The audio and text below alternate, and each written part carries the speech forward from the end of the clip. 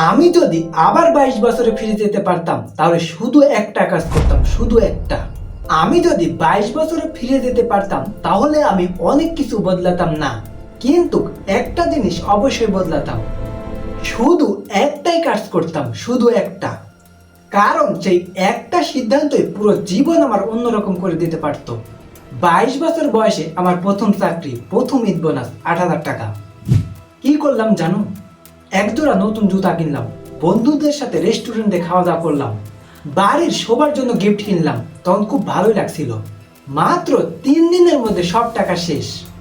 সেই রাতে আমার ঘুম আসেনি, বারবার মনে হচ্ছিল এটা ঠিক হলো না।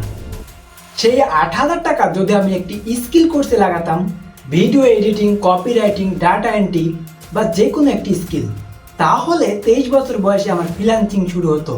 24 বছর বয়সে সেই স্কিল দিয়ে আমার মাসে 30,000 টাকা ইনকাম হতো। 25 বছর বয়সে এসে আমার রেগুলার ক্লায়েন্ট থাকতো। ভাবুন তো, 8,000 টাকার একটি কোর্স আর রিটার্ন কয়েক লক্ষ টাকা। কিন্তু আমি কি করলাম? এক জোড়া জুতোর জন্য খরচ করলাম। তুমি হয়তো 22-এ আসো বা 25-এ বা 28-এ, কিন্তু একটা ভালো খবর আছে, সময় এখনো শেষ হয়ে যায়নি। এই ঈদের বোনাসটা হয়তো তোমার জন্যই এসেছে, সেই ভুলটা ঠিক করার সুযোগ।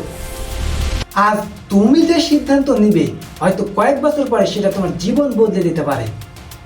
একবার কল্পনা করো, তোমার ফিউচার সেলফ কয়েক বছর আগে দাঁড়িয়ে তোমার দিকে তাকিয়ে আছে। সে কি দেখছে? একজন মানুষ আবার সে একই ভুল করলো, নাকি একজন মানুষ সবশেষে স্মার্ট সিদ্ধান্ত নিল? এই ভিডিওটি সেভ করে রাখো। ঈদের বোনাস যেদিন হাতে পাবে সেদিন এই ভিডিওটি আবার দেখো। তারপরে শান্ত মাথায় নিজেকে একটা প্রশ্ন করো, এই টাকাটা কি খরচ করব নাকি নিজের ভবিষ্যতের জন্য ইনভেস্ট করব? তারপরে সিদ্ধান্ত নাও।